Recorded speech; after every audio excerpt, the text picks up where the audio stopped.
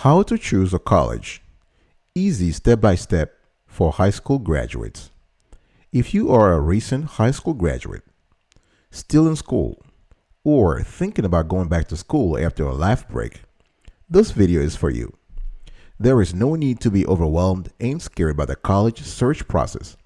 Every year, millions of youngsters must sift through hundreds of options, 2,000 in the US alone, for example, before choosing the right institution.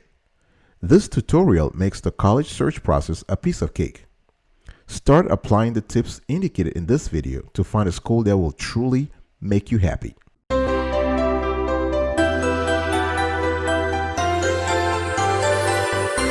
Welcome back, folks, to another edition of Sweetie Kiwi. How you doing today? I'm doing fantastic. If you are doing as great as I am, go grab a cup of coffee or tea or vodka and let's roll. Today I want to have a conversation around how to choose a college, how to choose the right college for high school graduates.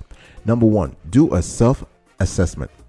Before you even start doing anything else, I want you to sit down right now and you want to ask yourself a few hard questions, very tough questions. You want to think about who you are and you want to think about what you want to get out of college. Now, don't get me wrong, this can be very complicated things to do, but you got to do this.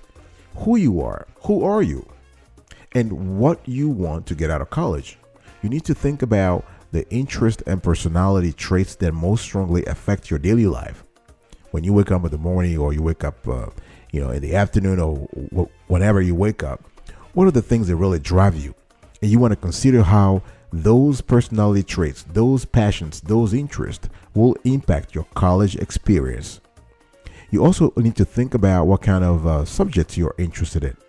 What are your academic interests? Are you into biology, psychology, technology, science, medicine, whatever it is? You need to think hard about your academic interest as well as any other activities you plan on doing once you graduate, right? So if you have a field of study in mind, then you want to go somewhere that has strong academic offerings in that area, right? Let's say you want to do law, you want to become a lawyer, so you want to go to law school. You want to identify what kind of institutions in your area or nationwide offers the strongest law degree.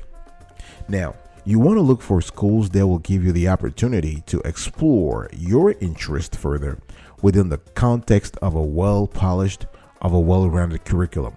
What I'm trying to say here is that let's say you haven't thought about a major yet, right? You're still confused. You're still taking your time. You're still thinking about, you're still weighing your option. Should I do medicine? Should I do law? My dad wants me to become a lawyer. My mom wants me to become a doctor, a medical doctor. What should I, but I love gaming, for example, right? So you want to look for a school that will give you more than one option. You don't want to go to a school that will sort of corner you into a particular field. So you want to go to a major school, right? So you need to do these things when it comes to self-assessing yourself. You need to ask yourself hard questions. Now, here are the key questions you need to ask about your academic preferences. Let me repeat that. Here are some key questions you need to ask yourself about your academic preferences. What are your strengths and weaknesses when it comes to studies?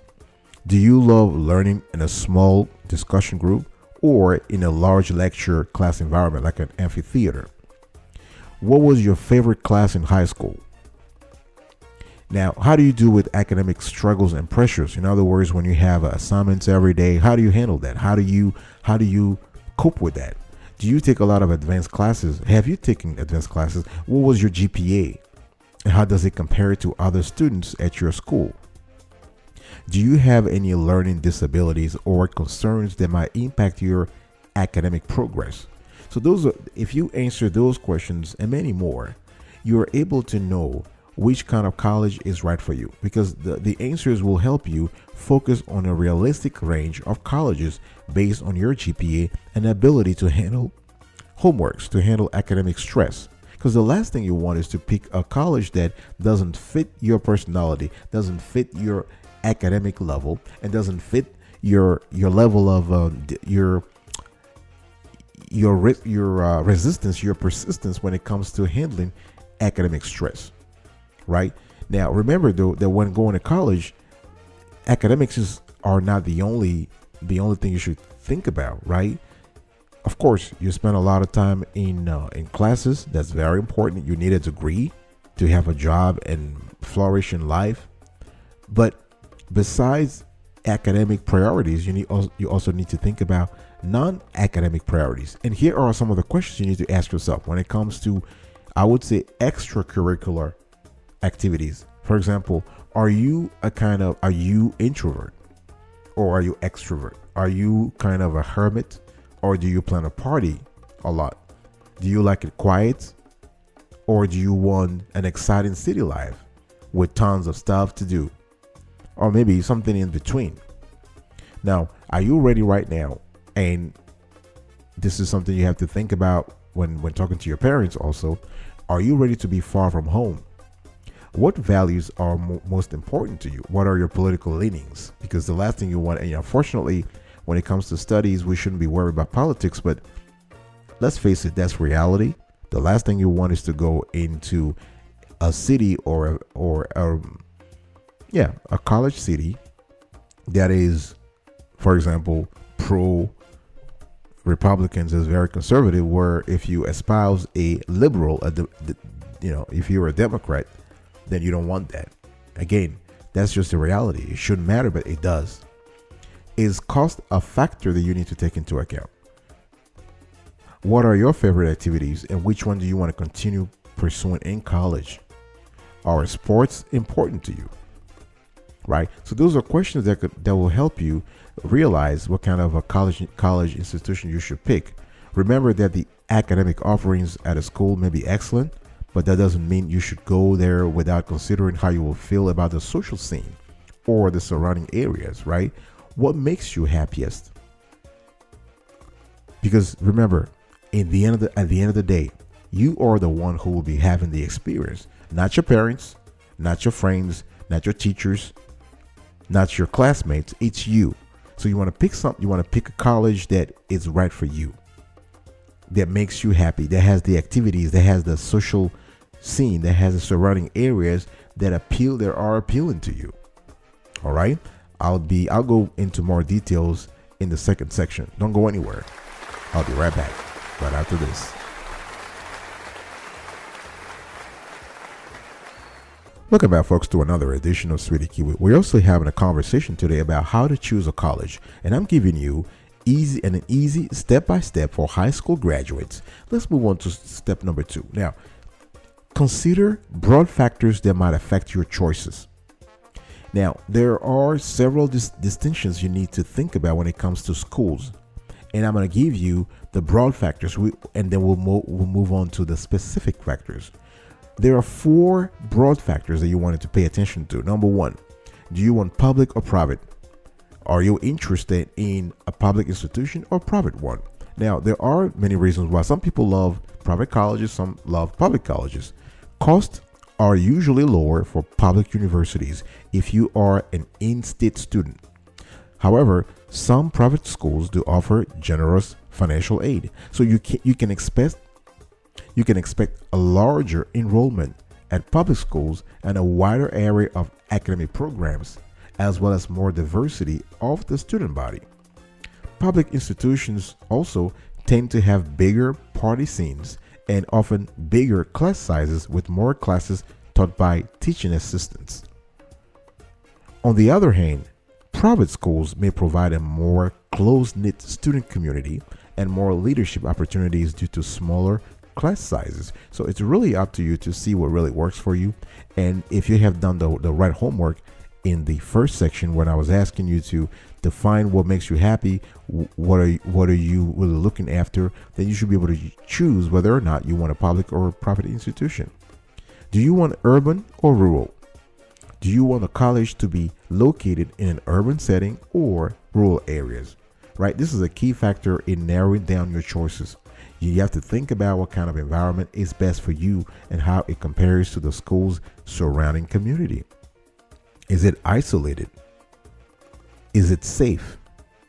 If you love being in nature, for example, and you want to attend a school with a really defined campus, you should look into colleges with more rural settings. If you're mainly concerned with having places to go out and party and being able to do a wide variety of activities, you got to look at city schools, urban schools. Now, remember that there are a lot of colleges and universities out there that may offer you a mixture of the two environments, right? They may have a defined campus, but also easy access to a nearby city.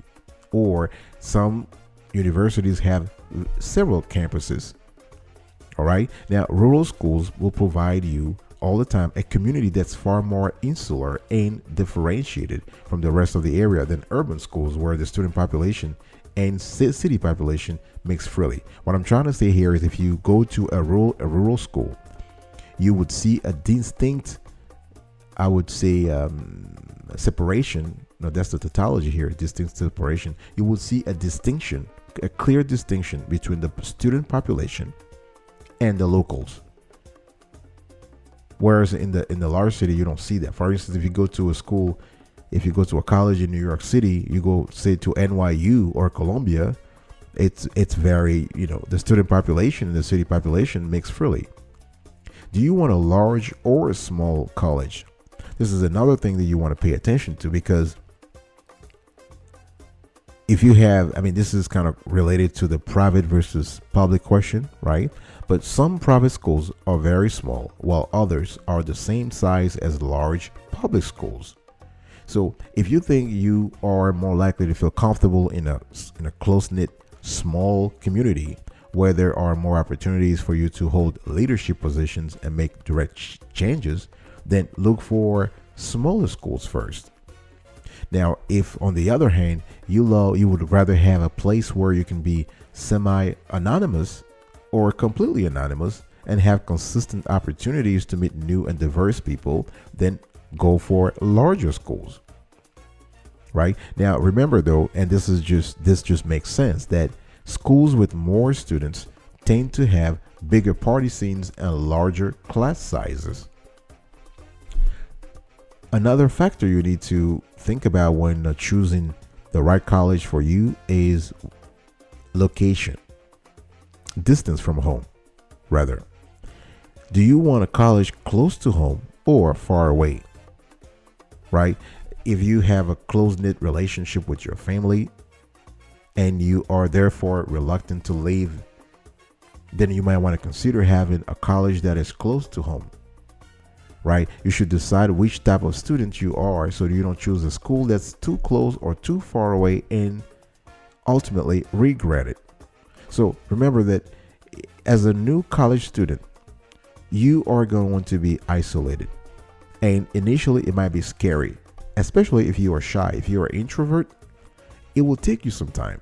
So you may want to be able to come home from time to time and see some familiar faces. Right?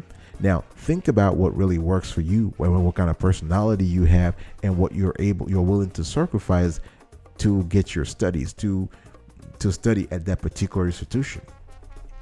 All right? I will be right back right after this. Don't go anywhere.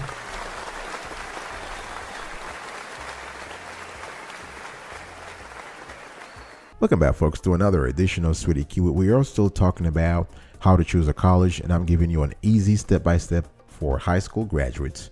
Now, before I keep on, if you love the clarity and the quality of the content so far, please smash that like button for me, and also smash the subscribe button and turn on the notification bell, so whenever we drop a show similar to this, you are informed. And we do this every single day, not about the same topic, but we cover a wide variety of topics, and that way you are informed in real time when we drop a new show. And we do this, as I said, rain or shine, every single day. You want to consider more specific factors that could affect your choice. In the last section, I was speaking to you about considering broad factors that might affect your choice. Now, let's go into the nitty-gritty. Let's go into details here. Consider more specific factors. There are several of them. Let's go through them like very quickly. The academic environment. The thing here is that, will the environment match up with your personality? You want to think about going online and reading student reviews about the quality of classes and the teaching. What about the facilities? I'm talking here about computer labs, libraries, art studios. You want to have reviews about the teachers.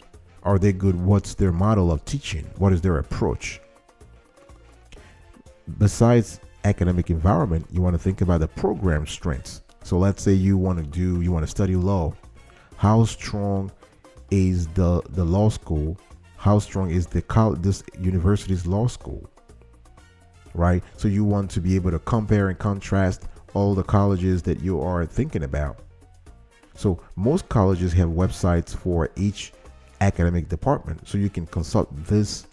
You can consult the department. You can learn more about them. If they have received accolades, they have received awards nationally or statewide. Those are things that should guide you in your final decision.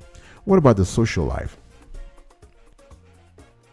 Now, social life, you can find out more about this by doing a Google search. There are some specific platforms that cater to college applicants.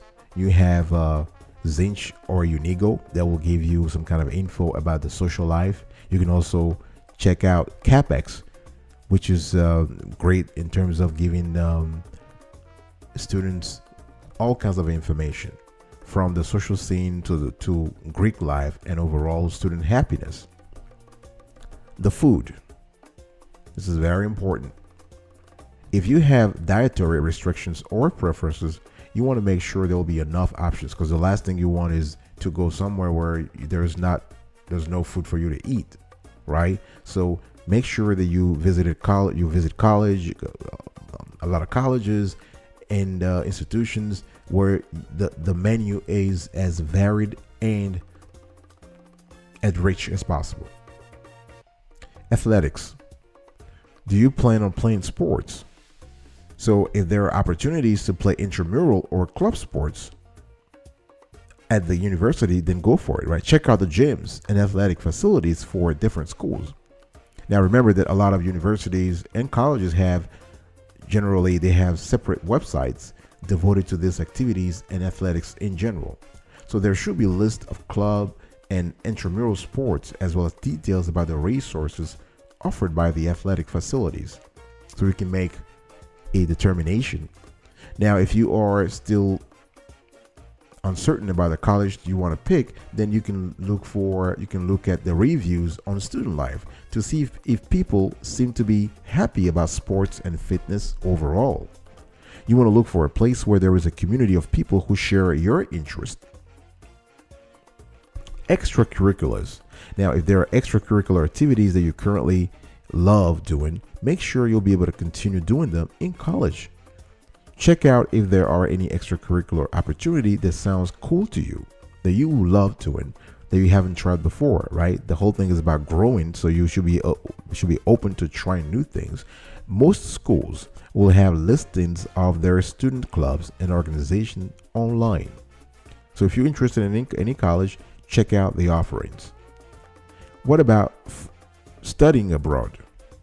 This is something you might be interested in. I'm not saying applying to a foreign university, but I'm just saying that if you apply to a university in the States, for example, they have programs where you can study abroad, right?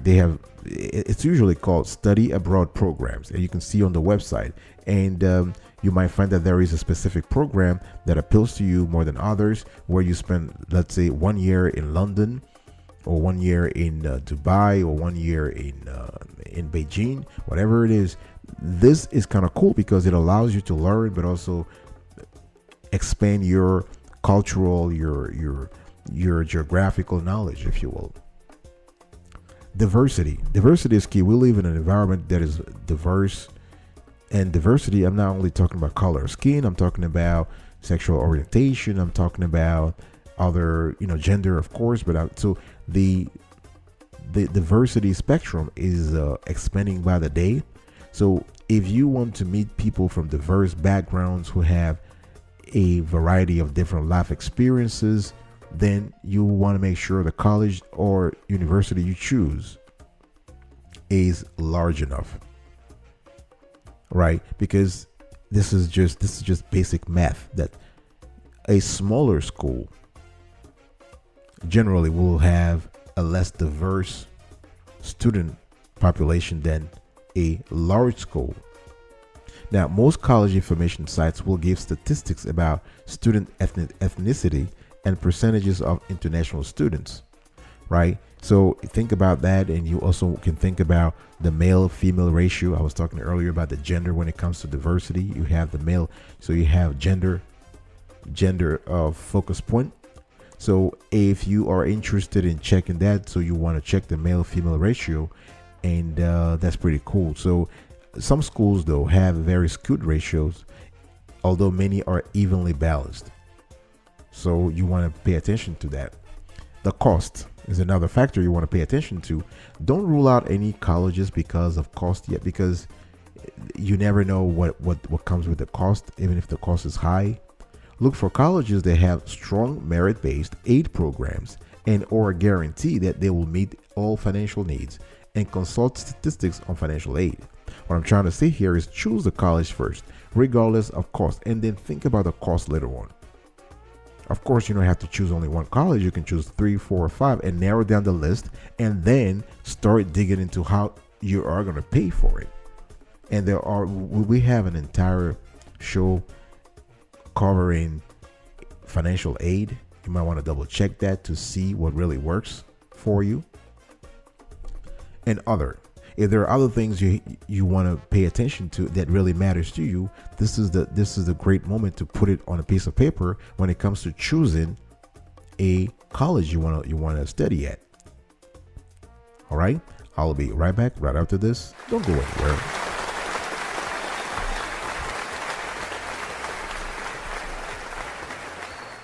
Welcome back, folks, to another edition of Sweetie Keyword. We're also having a conversation today around how to choose a college, and I'm giving you an easy step-by-step for high school graduates. Now, the next thing you need to do is to research schools. Researching schools is very important. You have several ways of doing this. Now, try to be as thorough as possible so you get the best matches. Now, there are several ways to do this. You can either go in Google and just type schools in your area, or you can use online platforms that focus specifically on that. You can use CAPEX. You can use the Fisk Guide to Colleges. CAPEX is spelled CAPPEX. There are several of them. I mean, we're not endorsing any company here or any platform here. You can, if you just do a quick Google, you can have a lot of info. You have Zinch, you have Niche, you have Unigo. So Zinch, you write it ZINCH, Niche, NICHE, and Unigo, UNIGO. So those platforms, among others, allow you to put in some criteria based on what you want to see. And again, you need to be as thorough as possible so you can get the best matches here. The thing here is that the more thorough you are, the better, the most likely you are able to get what you need, because their algorithms are very precise. Specifically, Unigo and CAPEX, they have algorithms that are very, very thorough, and it can help you. So you can get a percent match based on how well the school's offerings align with what you're looking for. Now, remember that you want to pay attention to a few things. The basic criteria that you enter, and you want to look more closely at their detailed info pages to see if they have other qualities that interest you. I'm talking about the schools here. You also want to check out student reviews to see what people really think of the school. Or you can look at one of the other categories on the platform to see things like the surrounding community, the admissions requirements, and the academic offerings. Now, once you find schools that you like, you can add them to the college list. You can also compare schools on your list against each other by putting their stats side by side. Okay, you can also check your chances of admission to each school to see whether it's a possible or probable bet for you, right? Another thing you want to do, if you go to one of those platforms I was talking to you earlier, you can look elsewhere on the school's main website or at other college search sites. All right, now you always want to take advantage of events at your school. Let's say you are a senior in high school and you are about to start looking for a college. Take advantage of all events you have at your school or in your area, such as college fairs or college representative visits to find out more about colleges. Think about it. You have the person in front of you. This is the best opportunity to ask questions directly, right? And now, one thing for sure, and I want to mention this because a lot of people have said this as we were preparing for this show, be very wary of rankings and blanket statements about schools, especially if it's on the school's own website, right? Because your college search is all about what's important to you, so you don't want to prioritize things that are important to someone else. You gotta find what works for you. All right, I'll be right back right after this. Don't go anywhere.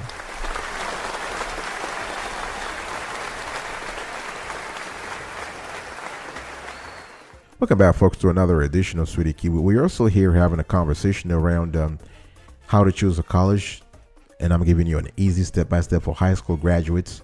Make a list of schools based on your top priorities. Once you are able to find a couple of schools that you are interested in, you need to follow a specific method here. Make a list of schools based on your top priorities. Now, consider schools that exist across a fairly wide range of selectivity and cost. Right? You have to think about priorities versus preference. Right? For example, you might have a preference for one quality in a college, but it won't make or break the experience. What are the most important qualities that need to be present for you to get the most out of college? You need to think about that. So you can make a list of your top 5 or 10 requirements for a college based on the qualities listed in the sections above and your self-assessment. What are the things you need to consider? Public or private? Write it down. Setting. Do you want urban or rural? Write it down. The size. Small or large? Write it down. Location. Do you want it close to home or far away? Write it down. The academic climate. The academic programs. What is the strength of the programs? What is the quality of social life? Write it down. In terms of athletics, what are you looking for? How important is it for you? Write it down. Extracurricular opportunities. How critical are those for you? Write it down. Study abroad. Do you want to get a chance? Do you want college to be a platform whereby you can study for 1 year in a foreign country? Write it down. The diversity of student body. How important is that for you? Write it down. Cost, financial aid, generosity. Another item you need to pay attention to. Write it down. Any other stuff that is important to you that I haven't listed here, you want to think about it and write it down. So you can make a list of 10, 15, or 20 schools that you believe are good fits for you. Now, before you narrow down the list, you got to start with the big priorities. Some students will start with location, for example, and major availability. For example, let's say I want to study law. So you want to study law and you live currently in Chicago, but you want to study law in, say, Chicago or in New York. So you want to start with the location and say, okay, I want to study what are the colleges and institutions in Illinois or Chicago area that would that are strong when it comes to law. And then you start from there. Right? Now, once a school fits the basic criteria, start looking at the other factors I just indicated based on statistics in the school's full profile. And you can also compare school statistics side by side so you can see if there are any discrepancies you may have missed. Right? And also look at student reviews. This could be pretty good because it will help you sort out which schools sound like a better fit for you.